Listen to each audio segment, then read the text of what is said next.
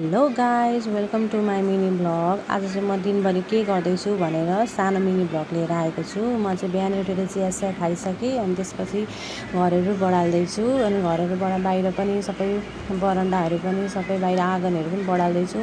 अलिक ठुलो छ क्या आँगन, सबै धुलो हुन्छ अनि दिनमा 2-3 खेप बढाल्छु क्या, कति धुलो आउँछ। त्यसपछि सबै बढालिसकेपछि मैले अनि घरहरू सफा गर्दैछु, घरमा पोचा लाउँदैछु। डेली पोचा लाउनुपर्छ कि कस्तो भुइँ घर एकदम फोहोर हुन्छ, फेरि डेली सफा गर्छु। मेरो छोरी पनि त्यहाँ बसिरहेको छिन् अनि मम्मी चाहिँ उहाँ काका ससुरा घर जानुभएको थियो हिजो शनिबार। अनि त्यहाँबाट काका ससुराले चाहिँ सब्जी पठाइदिनु भएको रहेछ, करेला, हेर्नु न, करेला, लौका, लट्टे सागहरू, पाटाको साग के पठाइदिनु भएको छ क्या। उहाँ सब्जी खेती गर्नुहुन्छ क्या। अनि त्यो हामीले करेला चाहिँ अब पछि सुकाएर खाने भनेर मम्मीले चाहिँ लिएर आउनुभएको थियो, काटेर सुकाउनु भनेको। घाम पनि मजाले लागेको छैन। अनि त्यसपछि म सब्जी केलाउँदैछु, लट्टे साग। एकदमै लट्टे साग मिठो लाग्छ कि। अनि साग भयो भने चाहिँ भात अलिक रुच्छ पनि। मलाई त प्रायः सबै सब्जीहरू मिठै लाग्छ। अनि त्यसपछि साग केलाइसकेँ मैले। अनि त्यसपछि बाहिर आँगनहरू पानी हालेर पखाल्दैछु क्या। अनि फुलमा पनि पानी हाल्दैछु। अनि आँगन एकदमै धुलोहरू हुन्छ अनि म जहिले पानी ल्याएर पखाल्छु क्या।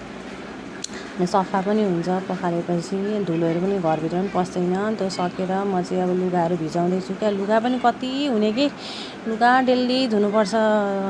लुगा देखेर पनि म त छोराछोरी भएपछि झन् लुगा त कति हुन्छ धोरै नसकिने कि। अनि त्यसपछि म लुगा धुन थालेँ। लुगा धोइसकेपछि म नुहाएर निस्केँ। अनि म नुहाइसकेपछि अब पूजा गर्नु पर्यो भनेर मैले पूजाको थालीहरू सबै माझेर रेडी गरिसकेँ। अनि अब पूजा गर्नु पर्यो भनेर त्यसपछि मैले बारीमा गएर फुलहरू, यो चाहिँ हाम्रै घरको बारीको फुल हो, एकदमै हेर्नु न कस्तो राम्रो फुलेको छ। म चाहिँ फुल टिप्दैछु पूजा गर्न लगाई। त्यसपछि यहाँ अर्को पनि फुल, हेर्नु न, पहेँलो फुल कस्तो राम्रो छ क्या। शिवजी भगवानलाई चढाउनु पर्यो भनेर पहेँलो फुल टिप्दैछु। त्यसपछि म चाहिँ पूजा गर्न थालेँ, दियो बालेँ। अनि दियो बालिसकेपछि अब पूजा गर्दैछु। त्यसपछि पूजा गरेँ अनि अब पछि पूजा गरिसकेपछि अनि मजाले एकदम भगवानलाई, एकदम शिवजीलाई पानी हाल्दैछु। अनि पूजा गरिसकेपछि अब भित्र खाना पाकिने, खाना चाहिँ देउरानीले पकाउँछिन् बिहान, म चाहिँ बेलुका पकाउँछु। उसले खानासाना पकाइसकेको रहेछन्। सब्जी चाहिँ त्यही लट्टे साग अनि तामाको सब्जी, दाल पकाएको रहेछ। त्यसपछि मैले चाहिँ छोरीहरूलाई खानाहरू खुवाउँदैछु। खाना खाने टाइम बनाएको म दुईजनालाई चाहिँ एकैचोटि खुवाउँछु क्या। खानाहरू एकैचोटि खुवाएपछि ढुक्क पनि हुन्छ। अनि खानासाना खाइसकेपछि म लुगा सुकाउन गएँ माथि। लुगाहरू हेर्नु न कति छ, लुगा धोएर सकिँदैन नि। अनि म लुगा धोएर सुकाउँदैछु, सानो पुच्चेको पनि लुगाहरू सबैजनाको एकैचोटि छतमा गएर लुगा छ। मेरो छोरीहरू पनि माथि छतमा आएको छन् क्या। मेरो सँगसँगै म जता गयो त्यतै आउँछन् कि, लुगा सुकाएको भन्न गएको पछि।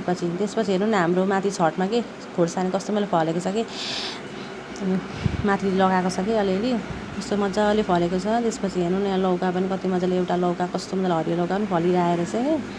त्यसपछि हेर्नु न, हिजो पानी परेर कति छतमा पानी जम्मा भएछ कि। बाहिर हेर्नु न कति पानी जमेको छ, माथि कत्रो पानी आयो, गर्मी पनि धेरै थियो नि त। त्यसपछि माथि लुगा सुकाएर आएपछि म खानालाई रेडी गरेँ। अब म खाना खानु पर्यो भने खानासाना खाइसकेपछि हेर्नु न, फेरि धना गर्ने पालो भइहाल्छ कि। अनि म धना गर्दैछु। धना गरिसकेपछि चुलोहरू पनि सफा गरेँ। मलाई चाहिँ जहिले चुलोहरू सफा, एकदम किचनहरू पनि टक चाहिन्छ। मलाई चाहिँ सरसफाइ एकदमै गर्नुपर्छ कि। मलाई फोहोरहरू एकदम मन पर्दैन कि। मलाई किचन होस् या घरहरू होस्, मलाई चिटिक्क चाहिन्छ जे चिज पनि।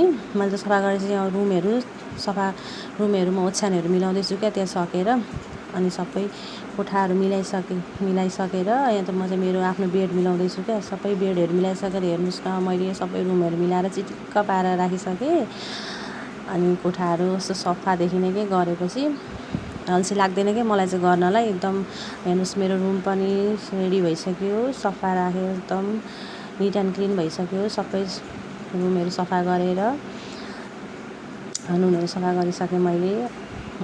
म चाहिँ यसो यहाँ ऐनामा गएर पनि यसो आफ्नो अनुहार पनि हेर्दैछु क्या। त्यसपछि रुमहरू सफा गरिसकेर अब चाहिँ म फेस प्याक लाउनु पर्यो भनेर म दिउँसो जहिले फेस प्याक लाउँछु क्या। अनि यसो फेस प्याक लगाएर बसिरहेको छु। यसो 15-20 मिनट फेस प्याक लगाएर बसेको। अनि त्यसपछि मैले 20 मिनट भएपछि मैले मुख पनि धोएँ। मुख एकदम अब मजाले सुकेपछि अनि मुख धोयो भने राम्रो हुन्छ के। जहिले लाउँछु म चाहिँ, अलिकति राम्रो पनि हुँदो रहेछ स्किन केयर गर्नु पर्यो भनेर। त्यसपछि मैले सबै काम सकेपछि आजलाई यति नै मेरो दिनभरिको। अब मेरो छोरी मान्छेको काम कति हुन्छ। सो गाइज यति नै आजलाई चाहिँ। See you next mini blog, by.